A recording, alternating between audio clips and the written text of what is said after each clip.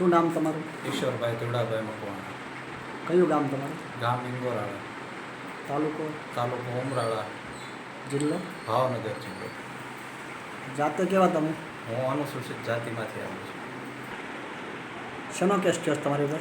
મારી ઉપર વીજ ચોરીનો કેસ કરેલો છે અને એ ખોટો છે કે એમાં કોઈ પ્રૂફ આધાર કોઈ મારા ઘરના કે મારી આજુબાજુના નથી, બીજાના ઘરના છે અને એ આધાર પુરાવા મારા નામ ઉપર નાખી દીધા છે, મારું નામ ચડાવી દીધું છે એમાં.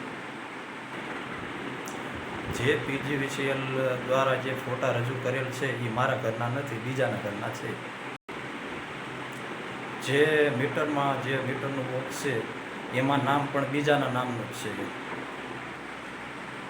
પંચનામું કર્યું છે એ પણ બીજાના ઘરનું છે.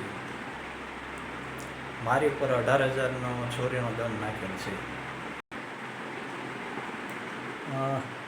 તમે આના માટે શું કર્યું પછી? મારા નોટિસ આવી એટલે હું લોક અદાલતમાં મારી મુદતથી મુદત થઈ ગયો હતો. ત્યાં જે અધિકારી હતા ચૌધરી સાહેબ, એમને એમ કીધું કે તમારે આ કાંઈ કરવાનું નથી, આધાર પુરાવા તમારા નથી તો તમે ઓફિસ આવજો, તમારું બધું સોલ્યુશન કરી દઈશ. પછી શું થયું તમારે? પછી હું ધોળા ગયો, મને સાહેબે બોલાવેલો હતો PGVCLની ઓફિસે.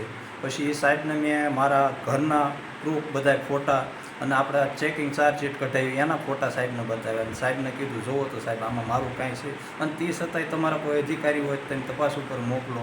તો સાહેબે ઉપર સાહેબને ફોન કરીને પૂછ્યું ભાઈ આમાં ગલતી થઈ ગયેલી છે અને આનો સુધારો થઈ જશે એમ. તો સાહેબને જે કોઈ અધિકારીને ફોન કર્યો હોય સાહેબે એવું કીધું કે તમારે અહીંયા ધક્કો ખાવાનો નથી, તમારું બધું ક્લિયર થઈ જશે એમ. પછી શું થયું એમાં? પછી હું ઘેરે વહી આવ્યો, બરાબર. પછી થોડાક ટાઈમ પછી હું પાછો ઓફિસે ગયો અને મેં ત્યાં તપાસ કરી ચૌધરી સાહેબને મળવા હાટું. ભાઈ સાહેબ તમે કીધું હતું તો બધું કામ થઈ ગયું છે એમ. તો ત્યાં જઈને તપાસ કરી ચૌધરી સાહેબની બદલી થઈ ગઈ છે અને નવા સાહેબ કોઈક આવ્યા હતા, નામની મને ખબર નથી એ સાહેબની, પણ એ સાહેબે એમાં કીધું કે ચેકિંગ ચાર્જશીટ જોઈ કે આમાં હું તમને કાંઈ મદદ કરી ન શકું એમ.